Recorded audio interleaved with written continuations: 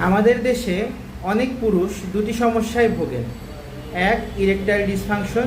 দুই, premature ejaculation.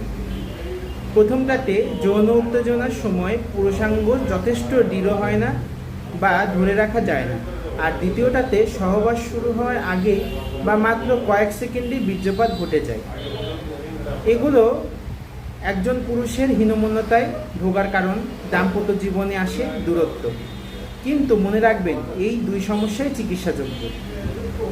এর কারণ হতে পারে ডায়াবেটিস, উচ্চ রক্তচাপ, মানসিক চাপ, হরমোন সমস্যা, অনভ্যাস কিংবা অতিরিক্ত টেনশন। সঠিক চিকিৎসা, ব্যায়াম, কিছু ওষুধ বা কাউন্সেলিং, এই সব মিলিয়ে বেশিরভাগ ক্ষেত্রেই সমাধান সম্ভব। তাই লজ্জা না পেয়ে চিকিৎসকের পরামর্শ নিন। সুস্থ যৌনতা মানেই সুস্থ সম্পর্ক। আমি ডাক্তার আখতারুজ্জামান সজীব। গোপন সমস্যায় গোপন পরামর্শে আছি পাশে। ধন্যবাদ।